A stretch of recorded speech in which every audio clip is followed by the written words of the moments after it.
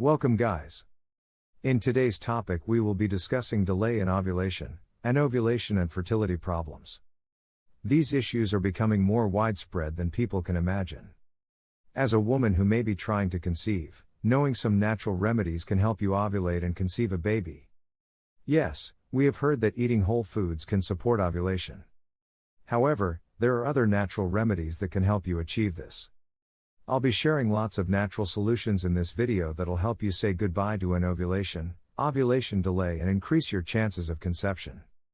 So hang around to the end of the video where I will be sharing the natural remedies that can support ovulation. If you want to stay informed of our content, then be sure to subscribe and hit that notification bell. We love to see you here. Let's dive in. What's ovulation? Ovulation is the opposite of an ovulation. It is a phase in the female menstrual cycle when an ovum or egg, also referred to as an oocyte, is released from the ovaries. An egg is needed for an ovulation to occur, however when this egg doesn't get released from your ovary during the menstrual cycle, this is known as anovulation. Chronic anovulation results in infertility. Also, there are multiple hormones that interact to achieve ovulation. The process of ovulation begins when your hypothalamus, this is a part of your brain that releases gonadotropin-releasing hormone, GnRH. This hormone therefore, causes your pituitary gland in the brain to secrete follicle-stimulating hormone and luteinizing hormone that facilitates the process of ovulation. This egg matures within a fluid-filled space in the ovaries which happens to rupture at the time of ovulation to allow it to be released into the fallopian tube. An interesting thing about this phase is that it's the most fertile period of the menstrual cycle. Hence, as a woman, if you indulge in sexual intercourse in the days immediately around the ovulation or the peak, you may be more likely to conceive. Are you eager to conceive, or on the contrary, to avoid becoming pregnant? It is very vital for you to recognize the signs of ovulation. This can allow sexual intercourse to be timed so as to achieve desired outcomes. Though there may be great variation between women, the fertile window is generally considered to last from day 10 to 18 in a standard 28-day cycle. For a longer menstrual cycle, the follicular phase is always longer. Thus, ovulation may last longer than the 18th day. Signs of ovulation. How do you know as a woman if you're ovulating or not? These 5 signs may help you recognize when you are ovulating. 1. Alteration of cervical and vaginal discharge. The mucus produced in the cervix changes from being thick to slippery, and also copious amounts of mucus during ovulation, which you can see in your pants, underwear or pant liner. It has a clear resemblance to an uncooked egg white. 2. Change in body temperature. It's very important to know that the basal body temperature drops slightly just before ovulation and then increases very slightly, about ½ degree Celsius, for the remaining days of the menstrual cycle. 3. Sense of smell. As a woman, you may experience a heightened sense of smell during ovulation, especially if you're very sensitive to smell. It can be appalling if you inhale an unpleasant odor such as rotten food, urine or fart. 4. Sex drive. You will agree with me that there's this higher sexual drive in the days immediately leading up to ovulation. Sexual intercourse is likely to be more enjoyable because of wetness. 5. Mittelschmerz, ovulation pain.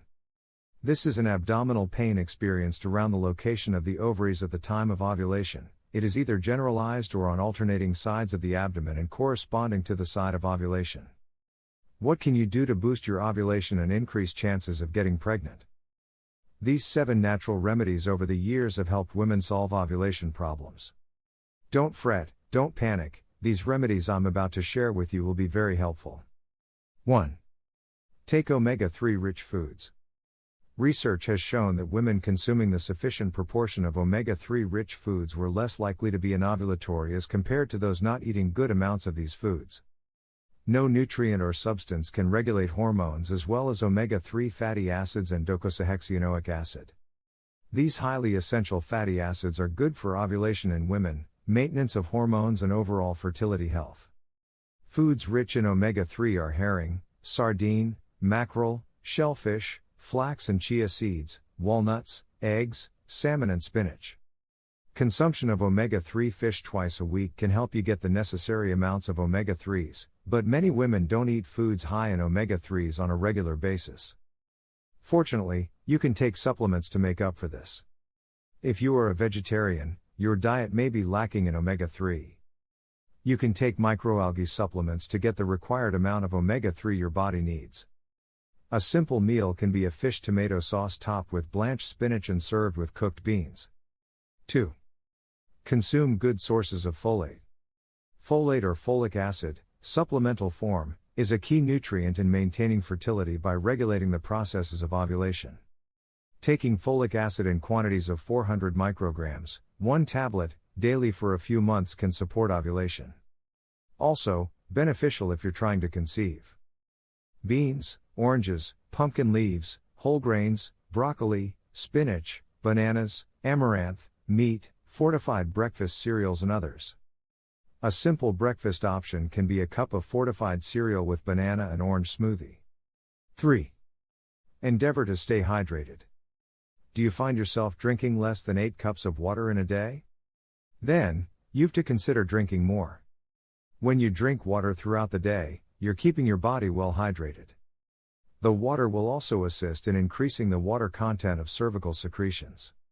Perhaps you intend to boost ovulation so that you can conceive. By drinking sufficient quantities of water, it is easier for sperm to move through them and potentially reach an egg. Studies have found out that there is a connection between the hydration rate of cervical mucus and its ability to allow sperm to penetrate through it. I'll advise you to fill up your water can right away. 4. Healthy eating and exercise can help a lot. When you eat right and indulge in at least 30 minutes of exercise per day, you're keeping the hormone under control. The major way diet affects fertility is through ovulation. Ovulation problems represent around a quarter of all infertility cases. Remember, adequate hormonal function is vital for successful ovulation. Sadly, a poor diet can cause hormonal imbalance, which in turn can lead to ovulatory problems. This means that when you eat certain foods, and avoid others, it may help. Eating a variety of foods and indulging in exercise such as trekking, aerobics can mitigate irregular or absent ovulation. Try to include whole grains, milk, fruit, vegetables, nuts, lean meat and healthy fats in moderation in your daily meals. Don't overlook herbs and spices too. Avoid sugary, overly refined and processed foods. If you've difficulty eating right, see a dietitian. 5. Cut down on alcoholic drinks. Heavy drinking may result in changes in cycle regulation, ovulation and ovarian reserve. A new study has shown that drinking patterns and hormone levels at different monthly stages, moderate intake of alcohol, 3 to 6 drinks a week, and heavy drinking, more than 6 per week, during the post-ovulation phase of a woman's cycle can interrupt the delicate hormonal interaction needed to conceive. Start now by minimizing the number of bottles of alcoholic wines, gin, spirits, soda and beer. If possible, avoid totally. 6. Stop smoking if you do. Likewise, taking alcohol, smoking pushes in toxic substances to a woman's ovaries that can kill the eggs and reduce their overall number. Its oxidative activity in the body does so much harm. 7. Manage stress. It's good to differentiate between sudden and long-term stress. If your stress level is elevated but fairly consistent, your body will likely adjust to it and you'll probably still ovulate each cycle. But if you have sudden stress such as death of a loved one or loss of job, this can throw your cycle off and affect ovulation. However, it varies from one woman to another. If you're under stress, your cervical fluid may give you an early red flag that something is amiss. Rather than seeing copious cervical fluid wetness as you approach ovulation, you may likely find patches of wetness interspersed with dry days. At this moment, your body is trying to ovulate, but the stress continues to delay it from doing so.